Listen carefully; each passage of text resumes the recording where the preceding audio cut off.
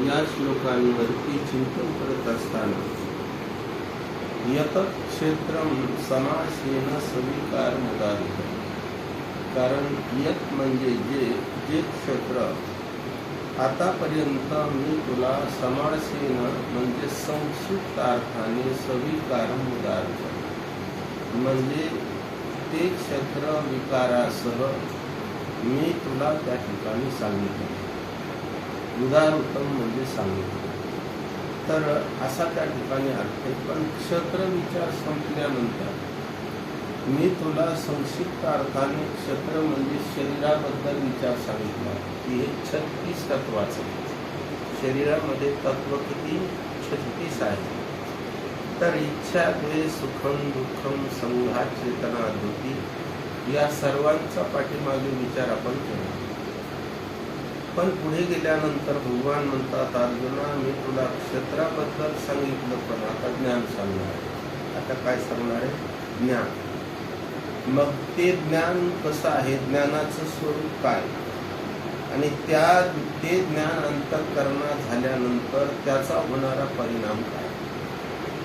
कारण ज्ञानी पुरुषाच्या जीवनामध्ये त्याच्याकडे काय असतं काय नसतं याचा विचार या ठिकाणी आलेला आहे. यावरती आपण काहीसा विचार मागे केला. आता आपल्या समोर ओवी आलेली ओवी क्रमांक 173.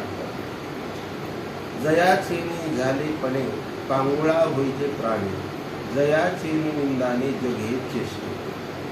भगवान संत श्रेष्ठ ज्ञानराज मौली म्हणतात की जे ज्ञान अंतःकरणात प्रविष्ट झालं असताना जयाचेनी झाले पणे म्हणजे जे ज्ञान झालं असताना पांगुळा होईजे प्राणी. याचा अर्थ त्या ठिकाणी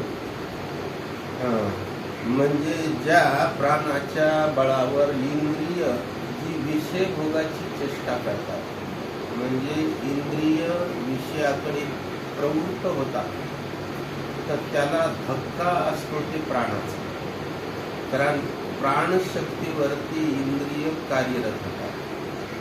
ज्या शरीरात प्राण नाही त्याचे हात, पाय, नाक, डोळे येथे कोणतं काम करतात? काहीच नाही. कारण त्याच्यात प्राण आहे.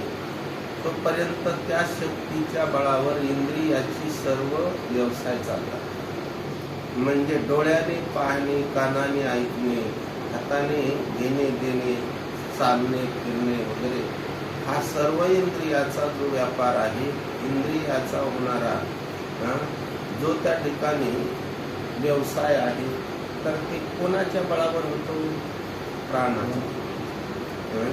म्हणजे प्राणशक्तीवरती सर्व इंद्रिय त्या ठिकाणी काय करतात? आपली आपली कामं त्यावेळी करतात. म्हणजे भोगाचे इंद्रियाच्या समोरचे विषय आहेत आणि विषयाचे जे भोग त्या ठिकाणी घेतात, तर ते त्याच्या पाठीमागे कसं आहे? अंतःकरणापासून जेव्हा वृत्ती बाहेर येते तेव्हा ती कोणाच्या साह्याने येते? प्राणाच्या. पहा तुम्ही, ज्या शरीरात प्राण नाही त्या शरीराला इंद्रिय नाही की प्राण नाही. कारण ज्यावेळी त्याच्यातला प्राण गेलेला असतो त्यावेळी इंद्रिय गेलेले असतात का? इंद्रिय तर असतातच ना. कारण मृत पुरुषाची काही इंद्रिय काढलेली असतात का? ते जातात का? नाही. डोळे निघून गेले का? नाही. आहे जशाला तसे आहे. उलट जिवंत असल्यापेक्षा मोठे मोठे झाले. कारण चांगलं पाहणारे वाटतात, पण ते पाहतात का? नाही.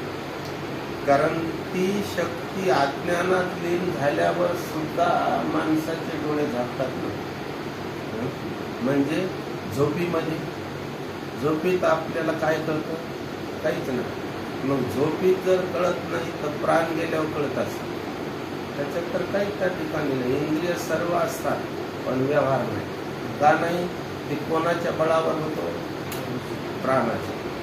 पण ज्ञान झाल्याच्या नंतर पुढचा विषय त्या ठिकाणी असा आहे, जी भोगाला त्या ठिकाणी ज्याच्या बळावर इंद्रिय प्रविष्ट होतात, ज्ञानाचा परिणाम असा आहे, ज्ञानी पुरुषाची इंद्रिय वृत्तीच्या प्राणाच्या वगैरे त्या ठिकाणी त्यांच्या अधिकाराने कार्यरत होत नाही. ज्ञानी पुरुषाचं एवढं स्वातंत्र्य, इथं असं वर्णन त्या ठिकाणी करतात की त्यांच्या चेष्टा थांबतात. कोणाच्या डोळ्याने काहीतरी त्या ठिकाणी पाहावं असं ज्ञानी पुरुषाच्या जीवनात. मनाने कुठंतरी जावं, मनाला उठून कुठेही जाता येत नाही, कारण ते कोणाच्या बंधनात आहे. जीवनमुक्त पुरुषाच्या म्हणजे ज्ञान अंतःकरणात आल्यानंतर ती इंद्रिय कोणाचे झाले, त्या ज्ञानामुळे आपल्या ताब्यात येतात. म्हणजे ज्ञानी पुरुषाच्या ताब्यामध्ये हे सर्व. कारण पाहतो मी, इंद्रियाचे धनी आम्ही झालो गोसावी. गोसावी शब्दाचा अर्थ मालक. म्हणजे परमार्थामध्ये मनुष्य या सर्व इंद्रियावर मालकी करतो. संसारिकाच्या जीवनात अशी अडचण आहे की त्याच्यावर यांची मालकी असते.